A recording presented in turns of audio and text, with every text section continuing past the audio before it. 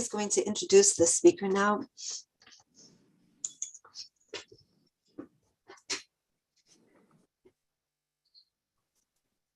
Sorry, I was trying to get my my technology together. Oh, thank you. So first of all, thank you everybody who read. Yudit Zara will finish off the call, but I wanted the schus of introducing the Rebbetzin.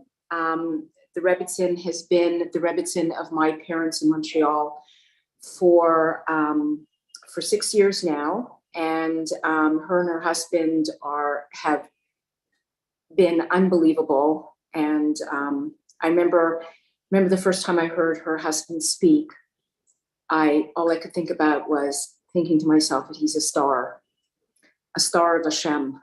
The way he spoke, it was just unbelievable. So I have tremendous hakaras hatov, and I wanted to be able to have the schus to do it. Rivki Freundlich is the Rebbetzin of Congregation TBDJ in Montreal, where she has lived with her husband, Rabbi Yechesko, and their children for the past 6 years. After teaching brides and guiding women of all backgrounds into Haras Mishpacha, laws of family purity, observance for 20 years in Atlanta and Montreal, Rivki completed the curriculum of study through Nishmat Miriam's Glaubach Center to become a Yoetzet Halacha. Rivki has also taught Tanakh to high school girls for many years and currently teaches at Hebrew Academy of Montreal. I am sad to say that Rivki and her husband are, you who are getting them in New York are incredibly lucky. You will not believe what you will receive. So on that, Rebbetzin, are you there? I hope you're there. I'm here. I don't know. I think it would be better if I didn't hear an introduction like that. Thank you so much. Thank you to the Zoom Rebbetzin here, Mrs. Greenberg, and to all of you, Heilige, amazing women. I know I'm not supposed to be speechless because I'm supposed to be giving a shir, but the secret is that I didn't know this group went on until Mrs. Greenberg approached me. And now I feel like I understand the sodos of the world. Like, the world is a crazy place these days. How, like, in what zechus is it continuing? I just didn't know. I assumed we had some hidden zechuyos, some hidden, merits hiding somewhere that were keeping the world going. And I didn't know where they were. It turns out it's right here on Zoom every morning of the week. I am just completely blown away. What a schus, what a privilege for me to be here. Thank you so much for including me in this amazing initiative. Wow. I feel like my whole day has changed, and Eretz Hashem, I hope every day going forward will have changed. Thank you so much for this opportunity to be here with you, to learn a little Torah with you, and to be uplifted by your tefillos. As you said so beautifully, the Ribbon Shalom Hashem should answer all of our tefillos latova. I'm really blown away. Okay, so we are going to talk about the mitzvah today of Kiddush Hashem, the sanctification of God's name.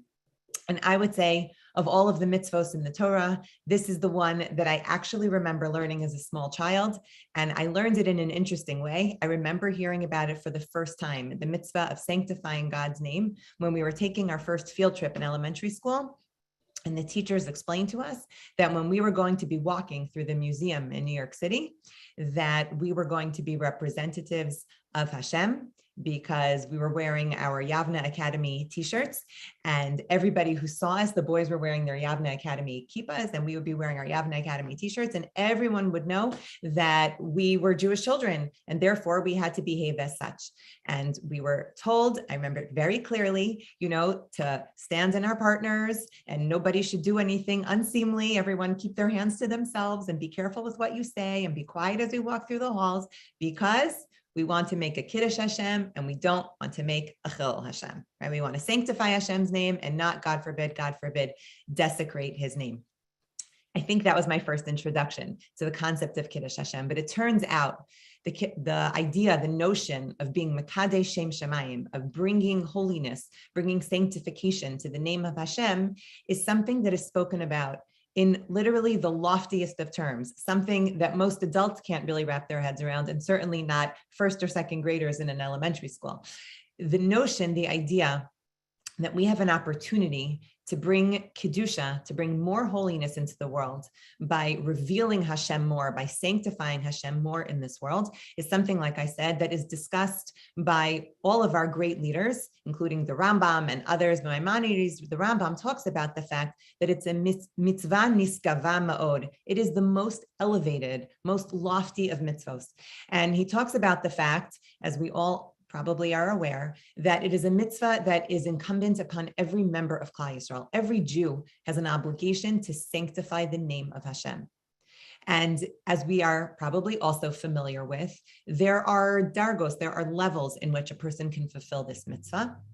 And the loftiest, most elevated form of fulfilling the mitzvah of Kiddush Hashem is, of course, lamut, to die, God forbid, Rahman al-Itzlan, Hashem should save us, but to die al Kiddush Hashem. And this is something that we know certainly, those of us who grew up, on the laps of Holocaust survivors and students, people who are students of Jewish history, we know that unfortunately our people have a very long, very difficult history of dying al Kiddush Hashem. And this is something that we have really inherited. It's in our spiritual DNA. If you have ever stopped to wonder, and you might not have, because it's something we take for granted, what is it about Klal Yisrael? What is it about the Jewish people that allows so many of our ancestors to have literally marched up to the Mizbeach, to the Akedah, and offered themselves when given this very horrific opportunity to die al Kiddush Hashem, to die in sanctification of God's name? What gave them the koach? What gave them the strength to do that? In the Slonim Rebbe and Nesivo Shalom, and I'm sure in many other sources we can find that the credit is given to Avram Avinu, right? Avram, when he was willing to die, when he was willing to go into the Kivshan Ha'esh, the fiery furnace, when he was really forced, right, to prove the existence of Hashem, he did so. And Hashem needed the Jewish people still to come from Avraham. So he saved him, and we know all of the tremendous miracles that ensued from there. It's in our spiritual DNA, so to speak, because Avram Avinu merited such a lofty level of Kiddush Hashem, being willing to die al Kiddush Hashem. So too, we now have this in our capacity, in our DNA, to be able to do such a thing. And of course, his son Yitzchak did the same thing. But I think we noticed something fascinating, which is, there are many things, of course, and certainly inspiring from those stories of both the Akedah and the Kivshan Ha'esh, of the fiery furnace of Avraham. But what we also notice is that in both of those examples that the Slonim Rebbe brought, neither one of the people actually died al Kiddush Hashem.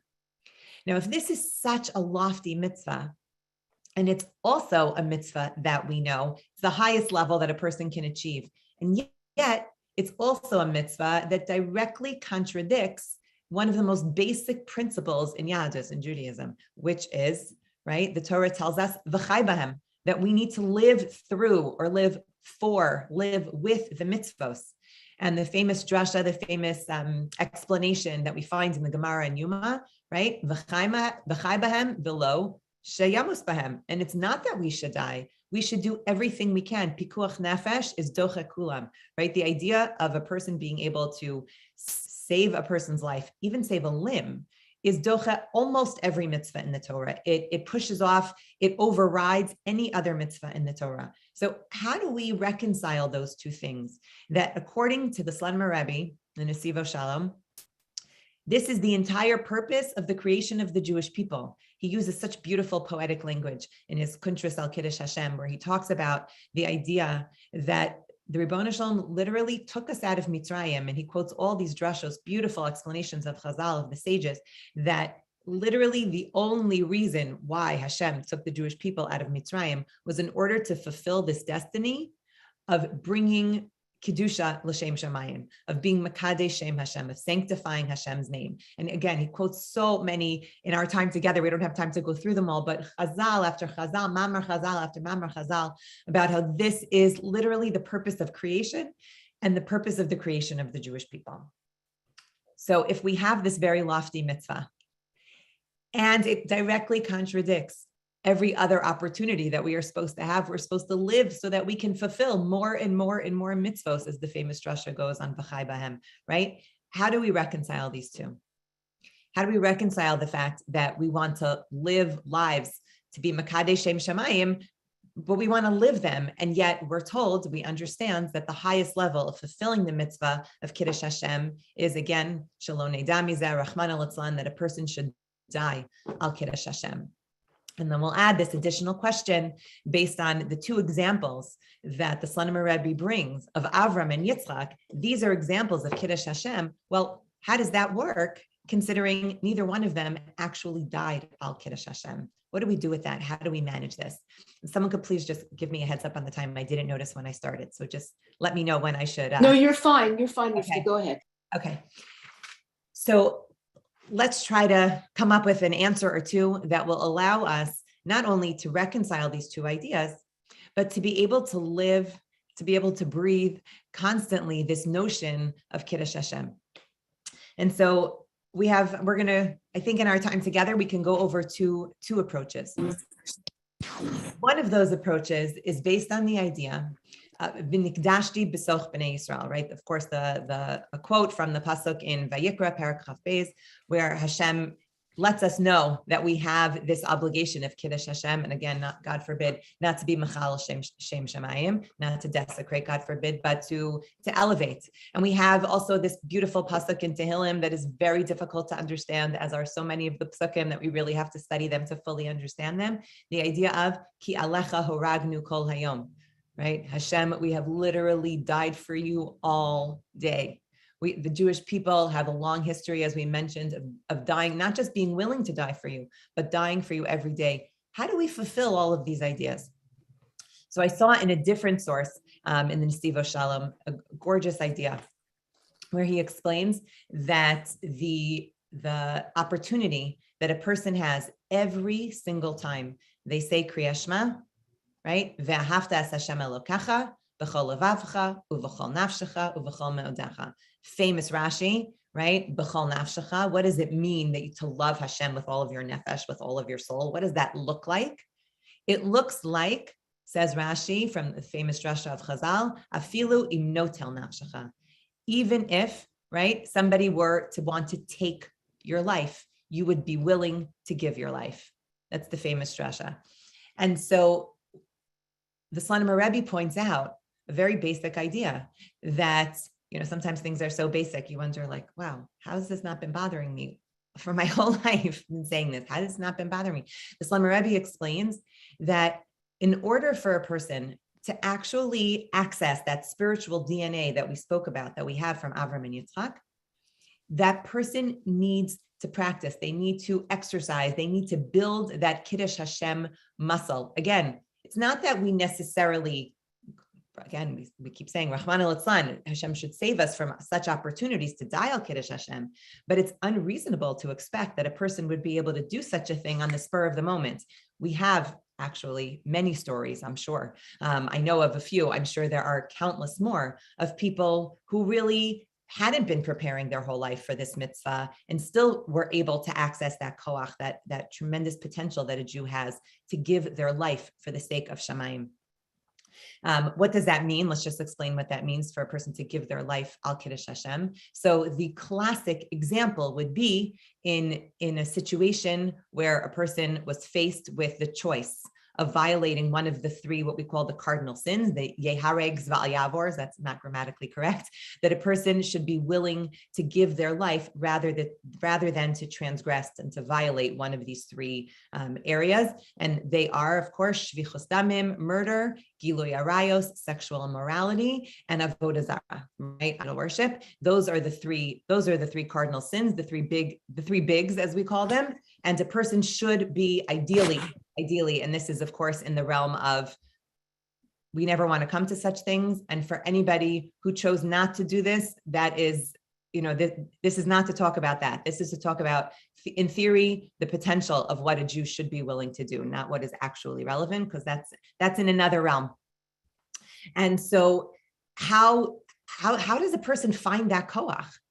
Says the Slonimer Rebbe, you got to exercise that muscle. It has to be that every single time you say Kriya Shema, b'chol nafshecha, you say to yourself, we say to ourselves, Afilu im notel nafshi, even if it comes to the point where I have to be willing to give I'm willing to do it.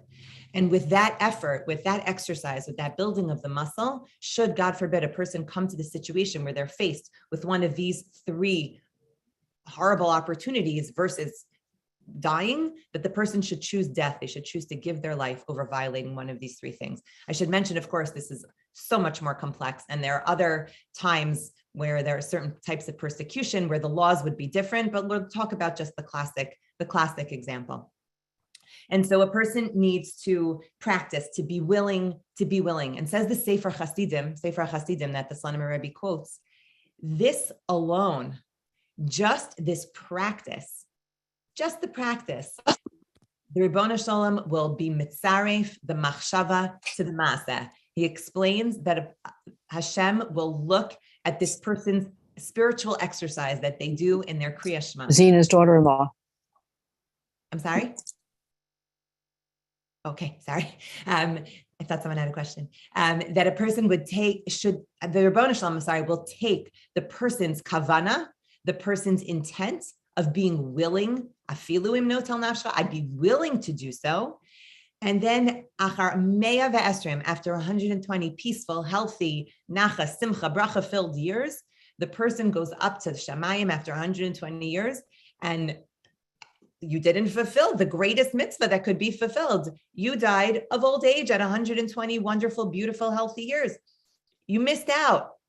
Says the Sefer Hasidim, no, it's not going to happen that way. If a person every day committed themselves to saying, I would be willing to give my soul for the Ribono Shalom, for Hashem, then Hashem is mitzaref the machshava. He joins the kavana, the intent that I had, with the fact that the person actually passed away. He joins those things together, and because the person was willing to do so, as we saw with Avraham and as we saw with Yitzchak, that person is going to be zocha to fulfilling the mitzvah of dying al Kiddush Hashem, even though they didn't die in the most technical way of Kiddush Hashem, but they will have the privilege of fulfilling that mitzvah. A beautiful idea that really could, I think, change the way that we say that first pasuk in Shema. I don't know, if you go through all the kavanos that a person could have, it would take us 10 minutes to say Shema every day, which would not be a bad thing, but I don't know how practical that is. But at least this one idea is something to think about when we say Shema, that we are willing to do so. And that will, again, after 120 years, give us a special schus. There's another way that we can fulfill this mitzvah, says the Slonim Rebbe. He brings Yosef HaTzadik also as an example of somebody who was Mekadesh Shem Shemayim. And that's a little bit, you think to yourself, okay, Avram and Yitzchak, I see how they're in the same category. What does Yosef have to do with this?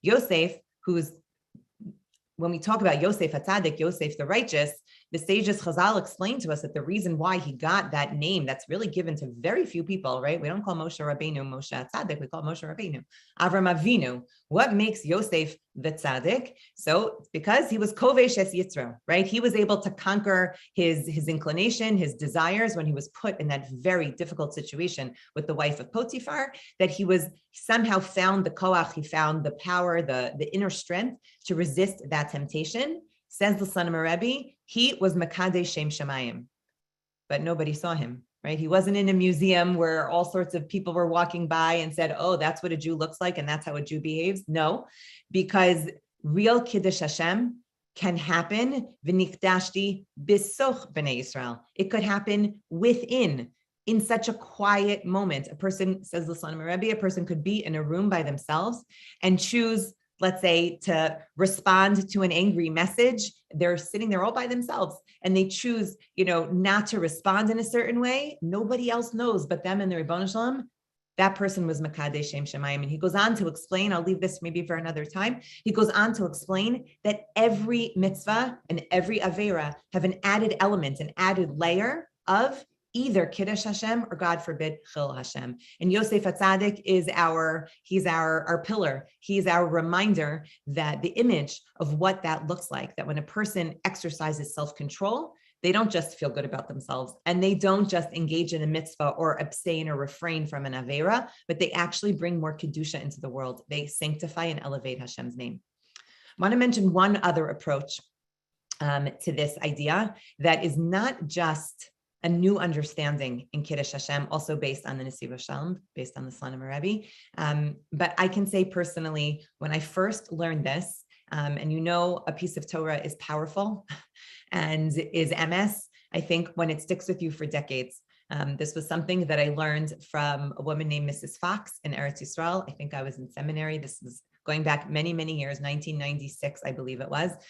It was a time in Eretz Yisrael where the situation, as unfortunately is often the case, it was a very scary time to be there with Rahman al-Litzlan bombings on buses, and it was a very scary time. And she taught us this piece on Yom HaZikaron, Erev Yom HaAtzmaut, right? The night going into the day when we remember, when we recall the painful sacrifice that the Jewish people have made in Eretz Yisrael on behalf of all of Klal Yisrael, people who have given their lives. And what she explains is the mitzvah of Kiddush Hashem, also this is based on the Nesiva Shalom, the mitzvah of Kiddush Hashem, as we talked about before, is not just something that a person has the opportunity to access every time they say Kriya Shema. That's true. But we have an added level, an added layer of opportunity every time we say Kriya Shema. And listen to what he says. It really, like I said, this has stayed with me for decades. Every mitzvah, says Nesiva Shalom, has a guf and a neshama, just like a person. There's the guf, there's the masa, as we mentioned before, the action, and there's the neshama, there's the kavana, there's the soul, there's the intent of the mitzvah. What was behind it? Was the person paying attention? Did they know what they were doing? Did they mean to do such an elevated, lofty act? There's two different aspects, and the ideal perfect mitzvah, of course, has both. Just like a functional human being has both, a complete human being has both, someone who's alive and breathing has both a guf and a neshama, so too does the perfect mitzvah.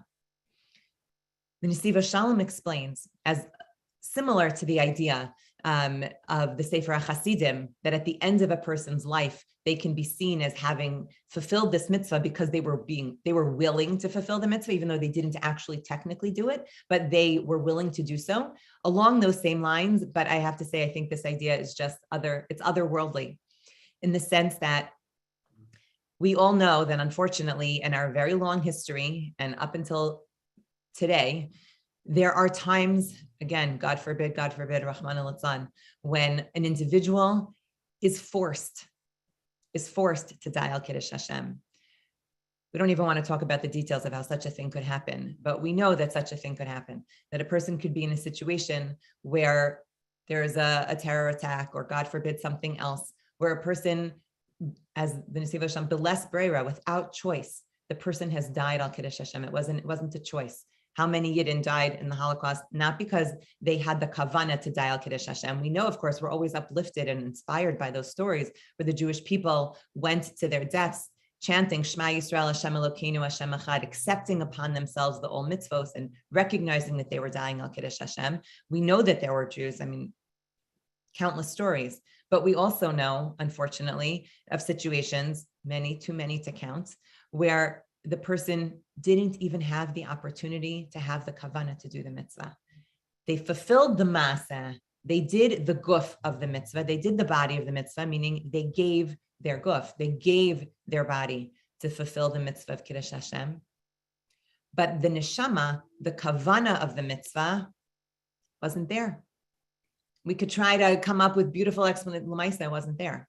The person didn't have the ability to say, Hareini mekabel al atzmi, here I am accepting upon myself this mitzvah, right? They didn't have that opportunity. Says the Slonim Rebbe something unbelievable, which, as I said before, doesn't just change our ability to reach new levels of Kiddush Hashem, but allows us to elevate the neshamos of those people who have died. And it should not happen, but if it were to happen, that another Jew should, God forbid, have to give their life for the sake of heaven, and they are not able to have the kavanah, they're not able to focus and to accept upon themselves the mitzvah, that Hashem, up in Shemayim, amongst the multitude, infinite number of things that he is doing, he's not just mizdaveg zivugim, right? He's not just matching up potential couples who can live together and build beautiful homes. Should do that for everyone who is looking, but that he also matches up gufos and neshamos. He matches up maasim, the actions of mitzvahs, and the kavanos, the intentions of the mitzvah. And therefore, when we, who are hopefully going to live until 120 in good health, when we say Kriya Shema, every single time we say Kriya Shema, and we have in mind the kavana that we're willing to die al Kiddush Hashem. We don't ever want to do it. We want to live, we want to be b'chai b'hem and to fulfill the mitzvos. But that when we say those words, not only are we, letting the Rebbeinu Shalom know that this is something we're willing to do, we are adding the neshama, we're adding the kavana, we're adding the intent to the mitzvah, to the maaseh, to the guf, to the body of those people who died al Kiddush Hashem, who weren't able to access that other aspect of the mitzvah. And what an incredible, just an unbelievable thing to think that in our tefillos, as we're sitting in our living rooms, or we're in shul, or wherever at the kotel, wherever we might find ourselves, that we have the capacity not just to elevate ourselves, not just to bring ourselves closer to Hashem and to work on our service of Hashem and being willing to do anything to serve Him, but that we actually have the opportunity to elevate the neshamos of those who have given themselves al Kiddush Hashem, but we're lacking this one piece. We can be that missing piece in their puzzle. We can add that extra piece that would allow them to have that perfect, beautiful mitzvah of dying al Kiddush Hashem. And we do not know the ways of the Rebbeinu Shalom. We don't understand them, but certainly at our very basic level of understanding, I think we all know the more we can attach ourselves to each other, the more we can bring shlemos, the more we can bring shalom, the more we can bring completion and peace amongst the Jewish people, amongst those who are living and amongst those who are no longer living, right? The Rebbeinu Shalom loves nothing more than seeing his children take care of each other and love each other. And what could be more beautiful than us saying to Hashem, I want to give my kavana to those individuals who died for your sake. I want to continue to stay in this world. I want to continue to fulfill your mitzvos until 120 years in good health. But my kavana, my machshava, my thought, I wanted to go towards another Jew. I want to make sure that his or her mitzvah was perfect, beautiful, and complete, that their neshama should have a total aliyah.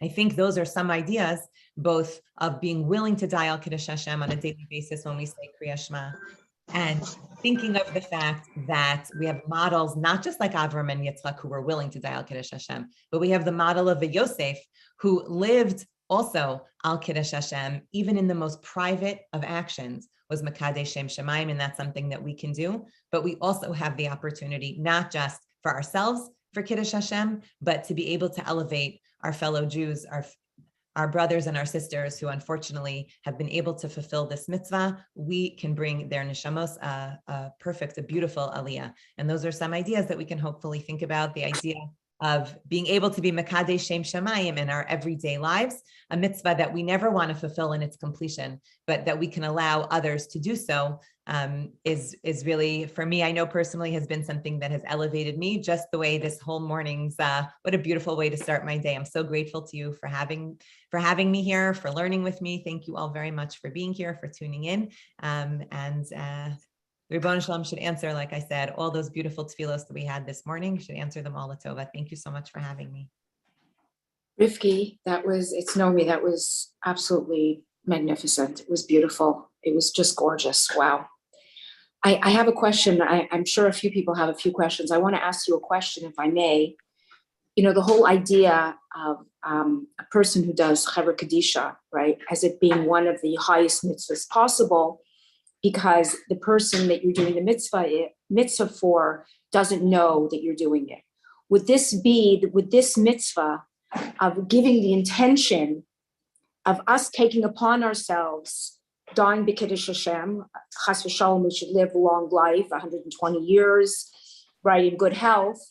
But the idea of giving that over with the intention of creating the goof with the intention and giving it to the people who didn't have that opportunity, would you say that's on the same level of a mitzvah of doing something for a mace, doing something for the mace in terms of, Chaver Kadisha, et cetera, because the mace also does, the person that your kavana is the same? Right. Such a beautiful idea. I never thought of that, meaning the idea that only once a person has being able to access certain levels of tahara that a person can access in their lifetime, right? There are other levels that a person could only access in their death. And it's true that once the person has passed away, their guf is there, but right, the neshama is sort of, it's not quite back up in Shamayim yet, but it's somewhere around, that we really are absolutely the Chevra Kadisha. I think certainly I'm only sharing Torah from the Slonimer Rebbe. I don't really have any, I'm just trying to share what I learned from him. But I would think that, like we said, all mitzvos have that dual aspect. And as soon as a person has left this world, and this is along the same lines of saying Kaddish for somebody who has died, right? It's being mitzaref, it's completing that person and elevating them in the next world. I would certainly think, this chesed shebechasadim, right? There's no greater kindness than a kindness where you expect nothing, you absolutely know nothing is coming in return. I would think very much it's along the same lines of pairing. Okay, does anybody else have a question? No, just a question, not a, Chaya, do you want to ask a question? Yes, I was wondering if this is such a powerful thing, Rivki, that you just brought to light. I'm wondering whether this would also apply to, since all mitzvahs have two parts, body and intention. I'm wondering if that's the way we're going to bring Mashiach, by doing as much as we can, and whenever we remember and whatever, for us to do all of our mitzvahs with the intention of being mitzaref, all the neshamos today, even that are alive today, that are not able, don't have access to these mitzvahs. And I'm wondering if that's what Hashem wants. He wants us who are on this group, etc., to have those intentions to magnify multiply our mitzvahs millionfold by doing that each and every time we remember to do a mitzvah, all mitzvahs. I'm wondering if the Steve Solomon said is particularly for Kiddush Hashem or in general. So full disclosure, I'm not I can't even say I'm not an expert. I'm not even anything close to somebody who really learns the Nesiva Shalom regularly. These pieces I have learned, but there are many more people who'd be more qualified to say what the Slonimer Rebbe says. I can share with you that having read the biography and learned a bit about Reb Noach Weinberg, this is something that I think this was always his argument. If you're familiar, I don't know if any of you read his biography, and I've certainly heard this quoted by his Talmidim, and I heard him say it himself, that this is the entire mission of a Jew, of the Jewish people, right? Is to recognize that there are people out there who don't know, who aren't aware, and that our entire mission in this world should be to realize what we're willing to die for. And once we know what we're willing to die for, then we turn around and that's what we need to live for. So I think your idea is very much along his lines, where he felt that a person should be willing, right? You now need to know you're willing to live for the Jewish people. And what does that look like, right? That looks like thinking about other Yidden, thinking about other Jews in absolutely everything we do. So he was probably speaking about it, I don't know for sure, but I think he was speaking about it in the realm of, like, every interaction you ever have with a Jew should be like, I'm going to bring this Jew back to Ribono Shalom. Like, I'm going to be a walking Kiddush Hashem. And he always used to say that there would be no need for kiruv. There'd be no outreach organizations anymore. As soon as the frum Jews would start behaving the way that we're supposed to behave, we wouldn't need anybody going into kiruv. It would be ridiculous. People would look at us and say, I want to be just like them. So I think halavai, that's how it should be. But I think your idea of just an awareness, right? I don't know how it works up in Shemayim, and I certainly am not, like I said, I'm not enough of a student of the Nesiva Shalom. I wish I was, I'd like to be, to know what he might have said about it. But I think certainly the awareness, the consciousness that you're talking about, of just recognizing that every time I have a mitzvah, it's a privilege. It's a privilege that I'm able to do this mitzvah, because there are so many people who are missing this opportunity. They don't know, and maybe they chose not to, but a lot of people, as we know, the vast majority of Jews in the world today actually have no idea what they're missing out on. And that if we can begin to look at our mitzvahs as a privilege, as a schus that we have, not just because, we're the Am HaNivchar, we're the chosen nation, but because I'm a member of the Am HaNivchar and I know how special it is. I know that I have opportunities to do mitzvahs. And that can hopefully bring us to a higher level of awareness, of consciousness that yes, we should be thinking of other Jews and maybe actively figuring out how to bring them into the fold and, having them in mind when we do mitzvahs. Such a beautiful idea. I remember as a child, my mother added a candle to her Shabbos candles for all, I had such a distinct memory, for all of the Jews in Russia, both the ones who were too afraid to light Shabbos candles and the ones who didn't even know that they were supposed to. Wow. And she added it for the rest of, she should live and be well till 120. She lights a lot of candles. She gave birth to one child and lights many, many, many candles for all sorts of beautiful reasons. And that's one. I think that idea of just feeling an achrayus, feeling a responsibility for our fellow Jews is something that can enhance not just our observance of mitzvos, but hopefully can bring more people to observance. I think it's a phenomenal way of thinking, not just leaving it at Kiddush Hashem. Why does it just have to be when, we think about death, God forbid, but it should be in life. It should be v'chai b'hem that we're always trying to pull in, the other members of life. So such a beautiful idea. What better actors could there be? What better Exactly. So that's easy for everyone to do, and we can only do what we can, and I think this is what we can. So it's a great, beautiful idea that you brought forth. Thank you so much. Yeah, thank you. I think that's why your mother had you. She did those things. I think we have one more question, and then Yudit Tsar is going to take over and someone's going to read. I think Charlene, before Charlene says anything, I saw that Sherry Vadnoy asked in the chat, Rebbetzin, she asked if a person is not, should one give Musar to another Yid who's doing a Chilul Hashem? We're not supposed to, I don't think, anymore. Oof, that's a tough one. My husband actually he gave a drasha about this recently. It's a tough one. I think most of us don't know how to do it properly. It is 100% an obligation and not necessarily an obligation for every person to actually carry out every time they see it. Then we get into like Reb Shimon Bar Yochai world of, looking at people and they burst into flames because we're so on fire about it. I think this is something just like other areas of life where it is worth discussing with a halachic authority how it should be done, how and when it should be done. It has to be done in private. It has to be done benachas. It has to be done with love. And I know that I'm sure I'm not the only one who finds themselves in situations. I know it happens in Eretz Yisrael. Certainly, I think those of us who live chutz la'aretz, we find ourselves in situations often where we look around and think, oh, what are they thinking? What are they thinking? And based on, I think, the fact that I don't trust myself to do it properly, and I'm not sure that it will affect any change, have tried, again, assuming that I can't meet the criteria of what, hocheach tochiach, of what's actually required in order to fulfill the mitzvah, try to counteract.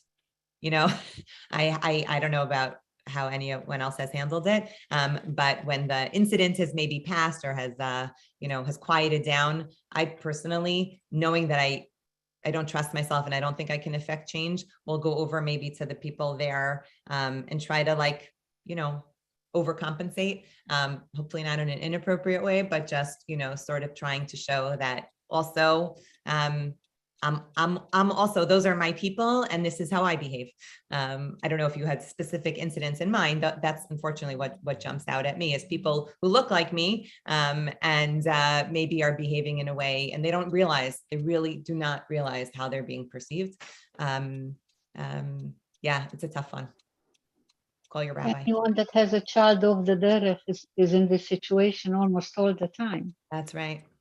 Yes, Or they are. anybody who comes from a Baal Tshuva is in this situation all the time also, right? The opposite, I guess we would say, right? Anybody who's surrounded by a family who is not Shomer Torah mitzvos, has the same situation.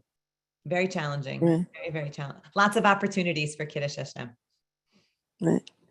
I think I'm sorry. Can I just say something? I think most people have to realize that people that don't, either if they're Tinuk Shenishba, they have no idea, it's one category. But since there's so many hurt people out there that come from backgrounds, I've seen so many people, they just have triggers that we don't even know about from their past and the way things were given over, maybe too stark or whatever.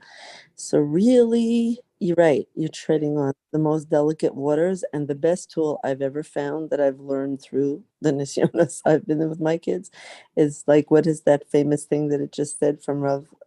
Forgot, just now Rav Simcha. Just love them.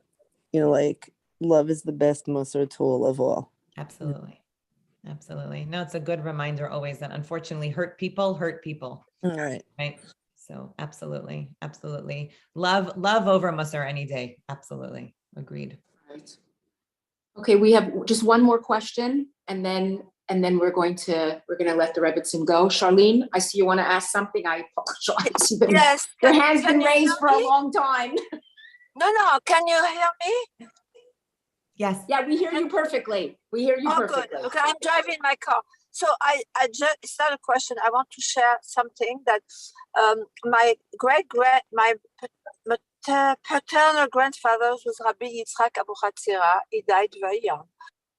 His death was a Kiddush Hashem. I just want to tell you one quick thing. I'm not going to be morbid. He was attacked in the desert in the middle of nowhere in the Atlas Mountain.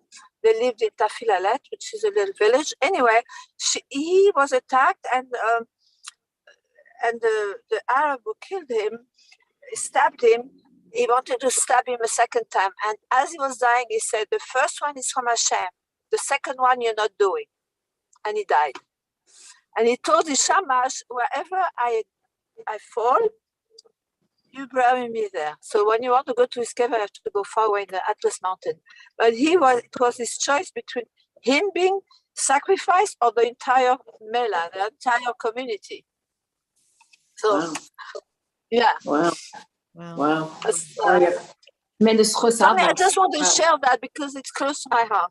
Yes. Wow. Thank you for sharing that. Yeah. Wow. Yes. Talk about Wow. Chusavos. Exactly. Wow. Right. We have our Avram and our Yitzchak, but like we said before, unfortunately, some people have it in much more recent generations. Wow. Yeah. Rivki, I want to thank you so much. It's been such a privilege to hear you. I hope you'll come back.